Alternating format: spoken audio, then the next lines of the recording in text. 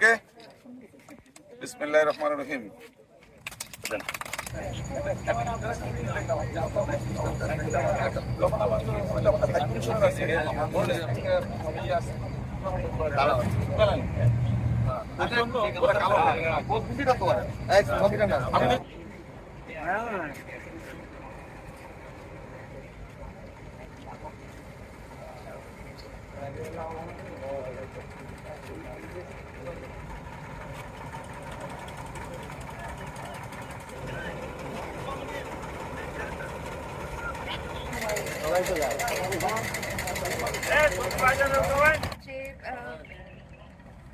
আমাদের অফিসের নিরসনের লক্ষ্যে আমরা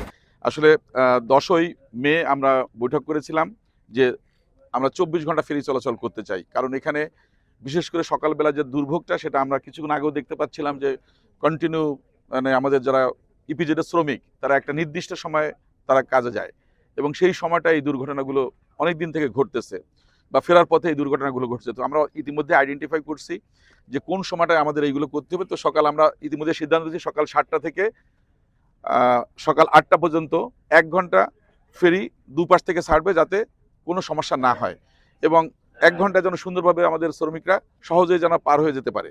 ঠিক তেমনি অফিস শেষে বা তাদের শেষে মানে ফ্যাক্টরি যখন ছুটি হচ্ছে তখন 7টা থেকে 8টা বা 6টা থেকে 8টা পর্যন্ত ওই সময় হয়তো 2 ঘন্টা বা 2.5 ঘন্টা আমরা বিরতিহীনভাবে চালাবো দুটো ফেরি, যাতে তারা সহজে যেন পার হয়ে যেতে পারে এবং এই দুর্ঘটনা যেগুলো ঘটেছে অতীতে নতুন করে যেন না হয়। আর পাশাপাশি ফেরি পরাপারে যেহেতু একটা ভাড়া আছে, বিশেষ করে ট্রাক বা যানবাহনের ক্ষেত্রে তারা এই জিনিসটা একটা সার্ট এখানে পরিষ্কার করে দিবে এবং টোলের পাশে থাকা বাধ্যতামূলক।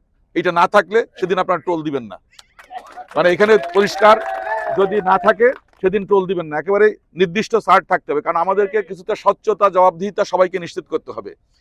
আপনি যেটা করছেন সেটা ট্রান্সপারেন্ট হতে হবে।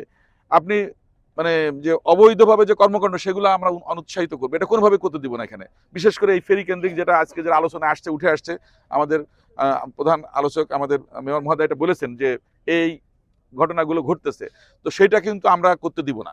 এখানে পরিষ্কার মানে চার্ট থাকবে এবং সেই অনুযায়ী পেমেন্ট হবে। পাশাপাশি এখানকার যদি এইটা 24 ঘন্টা চালু হয় তখন কিন্তু আমরা এই যে সাইলোর গুদামটা আছে আমাদের জয়মনিতে, এখানেও কিন্তু ট্রান্সপোর্ট এখানে শুরু হবে বাই রোডে।